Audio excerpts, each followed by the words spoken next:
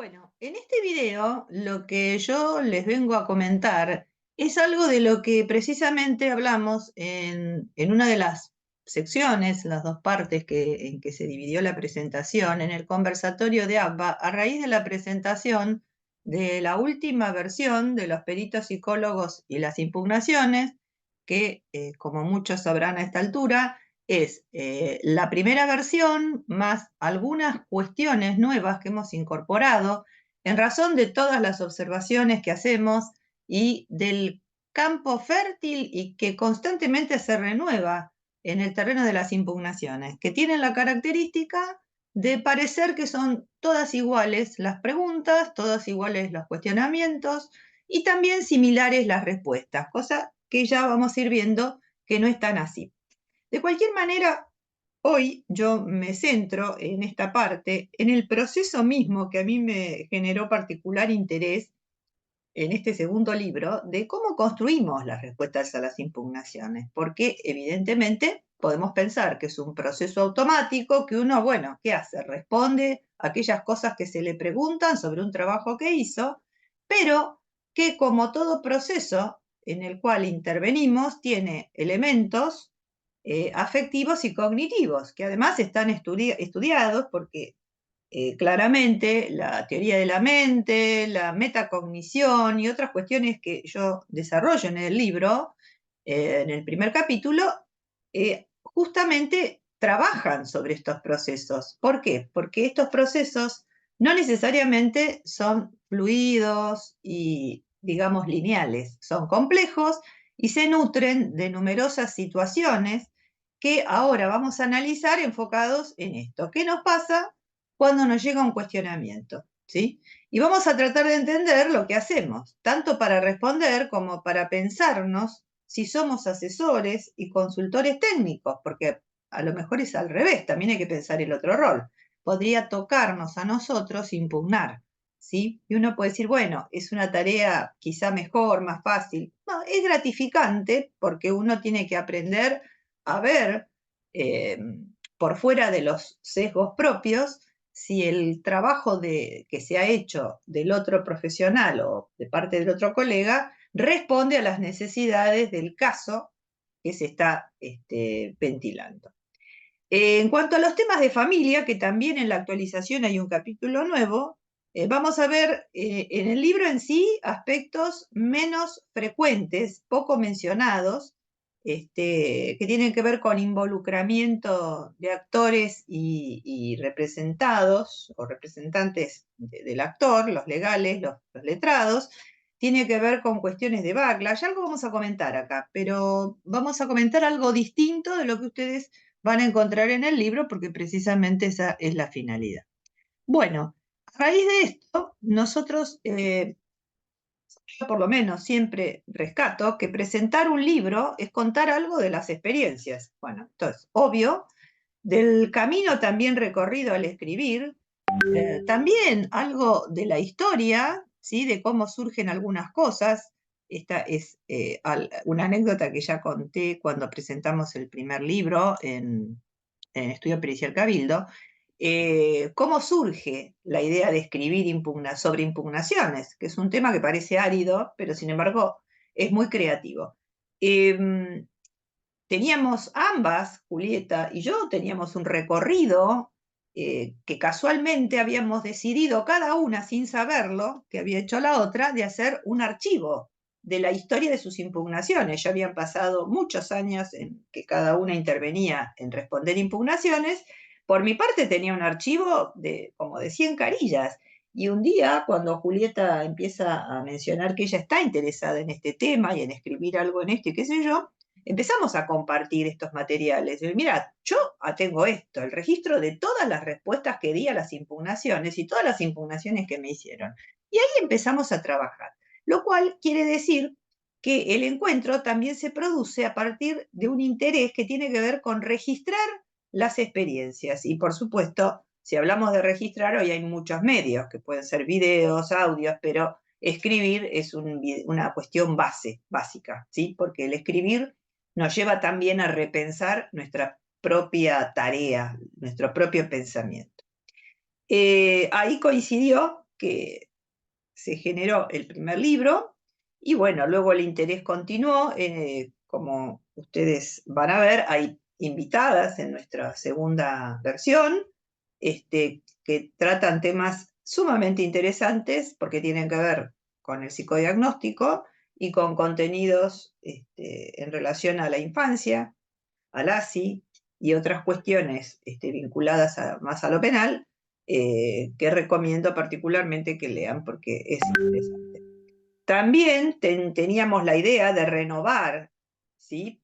Y no repetir necesariamente ampliando más ediciones, sino agregarle cosas. Y siempre van a surgir, nos queda claro, algo distinto para ir incorporando. ¿Por qué? Porque los casos se parecen en los temas, pero son profundamente singulares las historias. Y esto siempre hay que tenerlo en cuenta. No es una tarea repetitiva ni de piloto automático. Por eso, escribir es no solo aconsejable, sino algo que podemos alentar, sobre todo en los colegas más jóvenes. Bueno, una situación muy común es esta, ¿no? Que yo rescato de la experiencia. Esto directamente de la experiencia que me pasó hace unos días atrás, pero que se repite, esto se repite. La persona, la colega que hace el informe, nosotros en la tarea de supervisar, viene muy preocupada, ¿no? Nos contacta muy preocupada, enojada. ¿Acá qué respondo? Y resulta que, bueno, el informe lo hizo ella misma, ¿no? Supervisado y todo, el colega es el que genera el informe y el que vio al actor o a la actora. Lo que pasa es que responder impugnaciones es un proceso interno, emocional, y acá es donde la colega o el colega vienen preocupados, ansiosos, bloqueados, diría, porque se genera ansiedad, lo cual impide buenas respuestas. Se cuestionan si tendría que trabajar mejor, si es para esto. Hay gente que me ha llegado a plantear, pero yo me parece que no sirva para esta tarea. Y claramente hay que reencauzar eso porque en realidad todos empezamos de la misma manera cuando recibíamos impugnaciones y claramente aprendimos, ¿no? Aprendimos con la práctica y seguimos aprendiendo. Entonces, ¿qué pasa? ¿No estamos acostumbrados al cuestionamiento? ¿Tenemos una cierta indefensión? Yo rescato que es así y no tanto, porque nos pasamos muchos años dando exámenes, haciendo tesis, respondiendo preguntas en ateneos o donde presentamos trabajos, en nuestras instituciones, en esos encuentros de colegas periódicos. O sea que, a ver, ¿será eso? ¿O será que también es un ámbito, lo litigioso, lo jurídico y los abogados representan para nosotros un ámbito justamente de conflicto?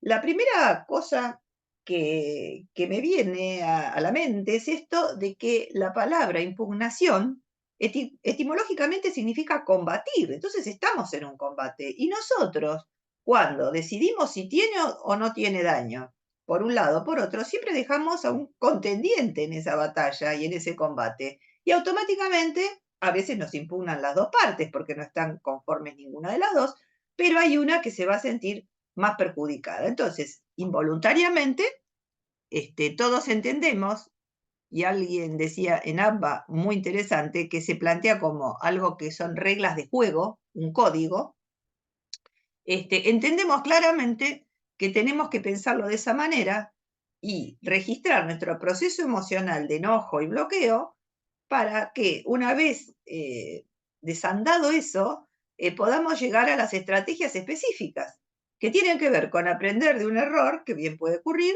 haber puesto cosas en el informe que a lo mejor no eran tan convenientes, y aprender de nuestro propio trabajo, porque el informe es nuestro, decididamente más allá de quien lo haya asesorado o supervisado. Entonces, hay una etapa emocional y hay una etapa reflexiva.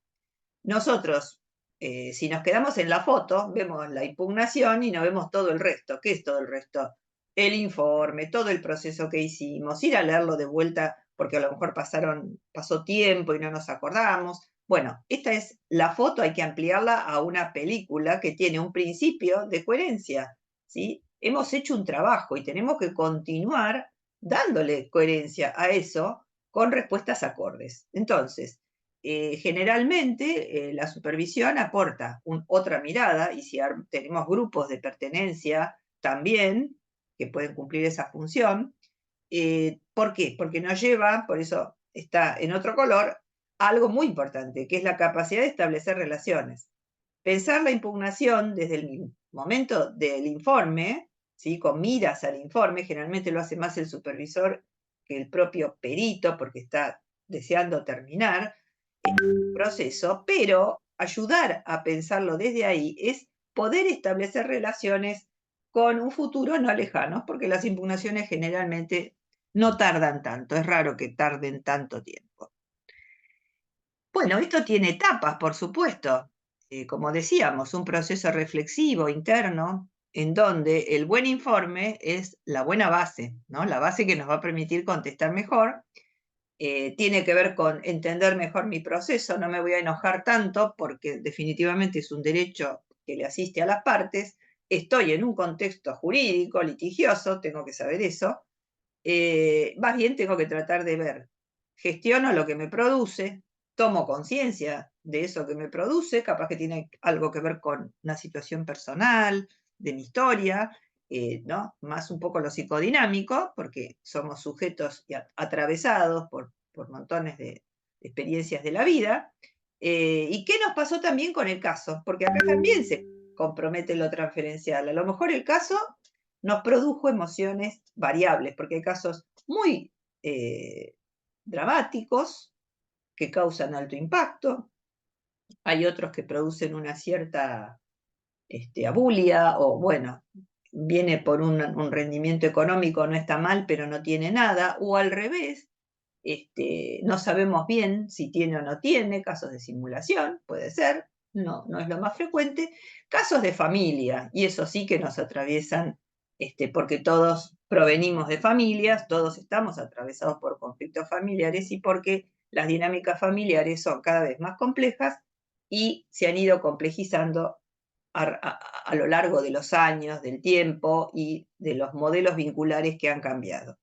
Y además, porque son bastante urticantes los procesos de familia judicializados. Entonces, las estrategias nos van a permitir identificar tips, salir de la respuesta cliché, hay una historia en cada pericia y tenemos que poder contactarnos con eso. Tenemos un emisor jurídico, que es las partes litigantes, los abogados, que tienen un lenguaje que tenemos que también aprender a familiarizarnos. Tenemos nuestros errores, seguramente, algo que tomamos de más o de menos en la evaluación. Entonces, nosotros vamos a tratar de responder con estrategia, una vez desbloqueados, esas preguntas que a veces son muy comunes y a veces nos hacen pensar cómo contesto esto, ampliando pero con foco, no agregando como si fuera una tesis un montón de información, bibliografía, fundamentos. Sí, reservar eso en los casos estrictamente necesarios y que hace falta. Que hace falta ampliar porque a veces lo que queremos decir está en una bibliografía que no es local, o no tenemos ese tipo de antecedentes en nuestro medio, en nuestro país, en nuestra ley, contemplado, por ejemplo, cuestiones de cómo gestionar ciertos conflictos laborales, que hay países que tienen protocolos específicos para las empresas de cómo gestionar determinadas patologías. A mí en lo personal me comportó investigar eso para responder unas impugnaciones que venían en cadena para un ámbito institucional muy importante, muy acreditado, y yo tenía que responder, pero no encontraba en lo local algo que lo representara. Entonces me fui a ver qué hacían en otros países para gestionar dentro de las empresas problemáticas de salud. Por ahí acá también hay, pero no se aplica. Entonces no hay antecedentes. De tal manera que no sería lo más conveniente copio y pego de cualquier lado, sino investigar y poner el foco en lo que tengo que responder sin ampliar en exceso. O sea, las instancias de ampliar mucho algo que tenemos que responder es cuando por segunda o tercera vez ya nos preguntan de distinta manera más o menos lo mismo. Entonces tenemos que ser contundentes para cerrar de una buena vez todos los cuestionamientos. Tener en cuenta que no es personal, eso es decisivo. No hay algo personal. Entonces ahí nos baja la ansiedad, la preocupación y nos dedicamos a pensar y a reflexionar. Esto pasa cuando tenemos 3 impugnaciones sobre lo mismo y entonces uno dice, pero ¿qué tan mal hice el informe? Bueno, es generalmente al revés, y la colega que estaba tan enojada que les contaba al principio, justamente tenía que ver con que había hecho un muy buen informe, que incluía la toma de Roger, bien supervisado en tiempo y forma y entregado en tiempo y forma. Había sido muy claro el informe. De paso digo, porque también se habla de Roger en el segundo libro, la ampliación que incorporamos, y de psicodiagnóstico, porque aclaro que generalmente, aunque es una técnica larga, difícil, costosa y que muchos no se animan a tomar aún habiéndola aprendido, en 20 años de experiencia forense nunca me cuestionaron un Roger. ¿Qué quiero decir? No sé si porque es costoso contratar un consultor que se especialice en Roger o porque no se toman el trabajo porque ya se dan cuenta que un Roger requiere lo que uno aporta bien trabajado. Entonces, en este caso, volviendo al buen informe que había hecho mi colega, no era el problema que estaba mal hecho, el problema que estaba bien hecho y entonces no encontraban por dónde entrar con una impugnación que descalificara la tarea. Entonces los cuestionamientos eran espurios, eran claramente algunas hostilidades, diría, más que nada despistadas, preguntas o cuestionamientos que no iban mucho al caso. ¿Por qué? Porque no encontraban la manera de desacreditarlo. Entonces, es más fácil cuestionar malos informes porque, perdón las alteraciones que hay a veces de tipeo, malos informes es más fácil cuestionarlos porque uno ahí encuentra que en la historia vital falta tal cosa, en los indicadores, las pruebas Roger, el estado actual del sujeto. En las pruebas Roger ya digo que no, claramente. En las psicométricas tampoco, pero sí otras que tienen que ver con los dichos del sujeto, ¿no? Y también decididamente en aquellos diagnósticos que hayamos otorgado, el tipo de nexo, la incapacidad, el tratamiento. Bueno, si los errores están en estos rubros, bueno, son más fáciles de detectar.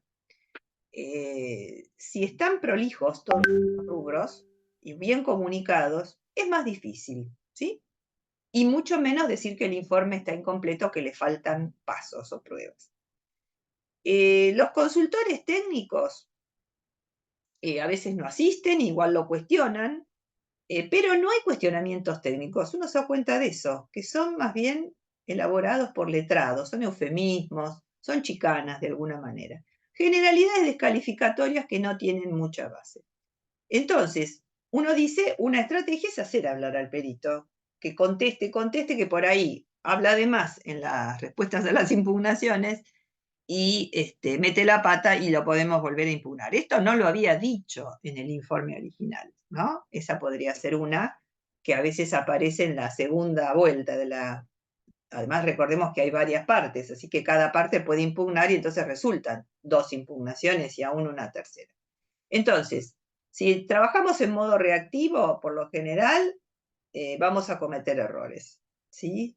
Si trabajamos de manera pensante, vamos a descubrir cuál es la estrategia del letrado que nos está cuestionando, a dónde nos quiere llevar y qué cosas no tenemos que hacer para justamente darle la razón y poder mantener nuestra posición.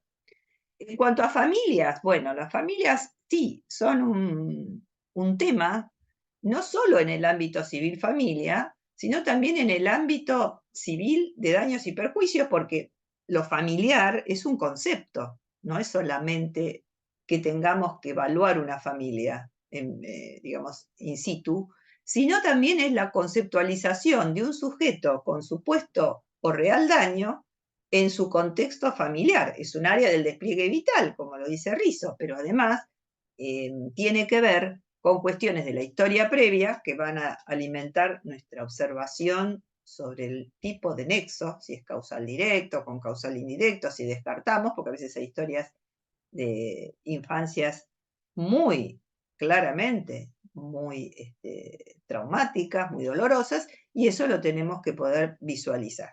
De tal manera que el concepto familia lo vamos a tener presente aún en otros fueros, ¿sí? En el fuero específicamente de civil familia hay, bueno, entrecruzamientos psicojurídicos y tenemos que tratar también de gestionar esos entrecruzamientos, porque hay un aspecto jurídico que es alguien que litiga contra un otro que ha sido su familia, que ha sido su pareja, familia extensa y demás, que involucra a los hijos que no eligen litigar, no eligen ir a la justicia y hacerle un juicio al padre o a la madre. Hay un conflicto intrafamiliar profundo, diría salvaje muchas veces por el tratamiento que se le da, que a veces intenta amputar, desvincular, desmentir, no existió ni la persona esa que es el padre o la madre, como si pudiera ser reemplazable. Es un largo tema que da lugar a pensar el tema revinculaciones, que también es otro largo tema en el cual no quiero adentrarme ahora porque no siempre las revinculaciones son recomendadas, pero deben intentarse, no obstante, en los casos en que sea posible, que no haya un impedimento delictivo, por decir así, pero son siempre procesos muy interferidos y muy costosos para el colega que trabaja en las revinculaciones, que le toca intervenir. No obstante, están indicados y bueno, cuando es así, hacer lo mejor que se pueda. ¿Por qué? Porque bueno, tenemos que encauzar o tratar de que haya un reconocimiento de las percepciones traumatizantes, ¿sí? Para no entrar en procesos mentales más graves, más psicopatológicos, porque se activan defensas como la desestima, la desmentida, y también, como dice Piero Lañé muy bien, el entrampe vincular que también alcanza al terapeuta, a los abogados, a los asistentes sociales, a todos los que están en el tema de familia. Generalmente es una especie de bolsa de gatos o un nudo gordiano que no se sabe por dónde tirar el piolín, para empezar a desenredar eso, en donde uno lo que ve es que los menores son claramente los más perjudicados en esa batalla, porque no entienden qué está pasando con esos que son sus padres. El backlash es un tema frecuente que se da precisamente por estas cuestiones, y es una reacción negativa y violenta contra profesionales que trabajan en el campo de la protección de la infancia. Acá hay un link para que puedan documentarse. Los que están trabajando en área de familia lo conocen, tanto a nivel privado como a nivel institucional. Bueno, es un desafío más, por eso hay que formarse en el tema familia para tomar distancias adecuadas, óptimas. Se ve mucho que los terapeutas quedan pegados, entrampados a posiciones, porque también después de todo los terapeutas también tenemos posiciones respecto de ciertos temas que a veces rozan lo ético, rozan las creencias, rozan los mandatos imperantes, entonces lo cultural. Así que lo bueno es trabajarlo con otros para hacer un proceso reflexivo que nos conduzca a tomar las mejores decisiones, que ese sería el punto óptimo. Bueno, ¿cómo llegamos a las argumentaciones? También según desde dónde nos paramos. Nosotros tenemos que entender el contexto en el que estamos trabajando. Entonces, en los casos se nos pueden presentar cuestiones de enojo, cuestiones de estar fuera de los roles o de corrernos o de que nos corran y nosotros no nos demos cuenta de ciertos roles, de poner límites, de hacer informaciones adecuadas, de no entrar en cuestiones personales, ni comunicacionales más allá de lo recomendable y posible. Y también aprender a escuchar las cosas que circulan. Por ejemplo, dejo una porque es motivo de investigación y de averiguación. Las ART, por ejemplo, impugnan la toma de familia cinética prospectiva en niños de 5 años o menos, 5 años. Lo vi en un caso hace poco por la pérdida paterna, hace 2, y entonces una colega que va a supervisar dice, no, me recomendaron, una amiga que tengo en la RT tal, me dijo que ellos en equipo impugnan siempre cuando hay un menor damnificado, posible damnificado, y le toman familia cinética prospectiva. Al respecto, yo quiero decir que cuando yo me inicié en forense, me llamaba la atención que el cuestionario desiderativo no se incluyera, aduciendo que movilizaba la fantasía de muerte. Bueno, la fantasía de muerte se puede movilizar de muchas maneras y no es forzoso que sea por la consigna desiderativo.